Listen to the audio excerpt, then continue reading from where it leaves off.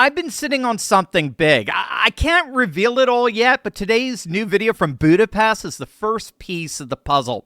Watch it and then get on the early access list below before the announcement goes public. There's a remnant of patriots who are going to be at the front of this, and I want you in it. Hey everyone, it's me, Dr. Steve, coming to you from the beautiful city of Budapest, Hungary, which has long been at the forefront, as you know, of this astonishing civilizationalist renewal that's happening all over our world. And that raises a very important question that I think we all need to wrestle with. What if the reason why the world is so confusing right now, so crazy, so chaotic, so unpredictable, impossible to explain, what if it's actually not the world that's gone crazy? What if the problem is your map for understanding the world? Or better, what if the world is truly turbulent, but you don't know how to navigate it? I mean, think about it for a moment, right? When explorers sailed off the edges of their known charts, they didn't conclude that the ocean had malfunctioned, right? They concluded that their maps were wrong. The world really was bigger than what they drew. It was always more complex than what they could render on parchment. And the moment they clung to those old charts rather than updating them, the moment that they insisted that the map was real and the ocean was lying, that's when ships started sinking. I would argue that for many of us, we're in that moment right now. Every week, expert after expert takes to the airwaves or the opinion pages and tries to explain what's happening on the world stage using categories that just simply don't apply anymore. Left versus right, democracy versus authoritarianism, developing world versus developed world, the West versus everyone else. And every week, those explanations fall more and more flat. They don't satisfy. They don't predict. They don't actually illuminate anything about the world in terms of the way it's really working. The Iran war, the shifting allegiances in the Middle East, the rise of populist leaders across Europe, South Asia, and Latin America who defy every conventional practical label. The massive religious renewal that's happening all over the world. The rise of Islamo-socialism, for example, in our nation's largest cities. The strange coalitions forming across what used to be called the global south, right? The breakdown of institutions that were supposed to be permanent, institutions that every political science textbook told us would endure. None of it makes sense on the old map. And that's the point. The failure of description is the real story of our moment, not the events themselves, though the events are certainly extraordinary.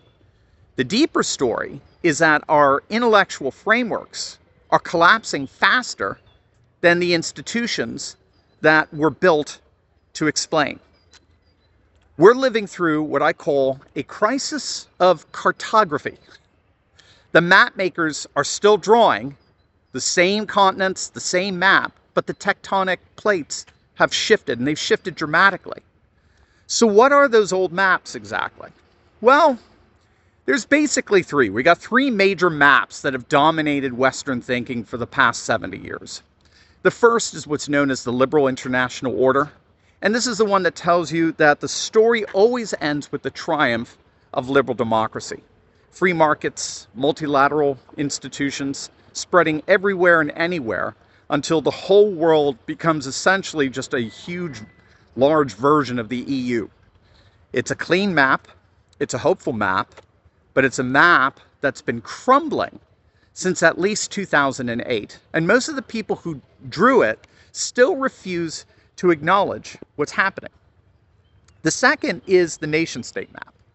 And that's one that assumes that the fundamental unit of world politics is the sovereign nation, with its borders, its flag, its seat at the UN, its army. But while nations obviously still exist, they no longer hold primary loyalty the way they once did. Something older and deeper has reemerged, something that predates the nation state entirely. civilizations, religion, sacred communities, peoples defined not by passports, but by shared belief, shared ancestry, and shared destiny. The third map is the secular materialist map, and this one assumes that religion is fading. That as people get richer and more educated, they naturally abandon faith and they embrace a kind of rational individualism. It assumes that theology is an artifact of the past, that the future belongs to technocrats and algorithm writers and bureaucrats who have moved beyond such primitive categories.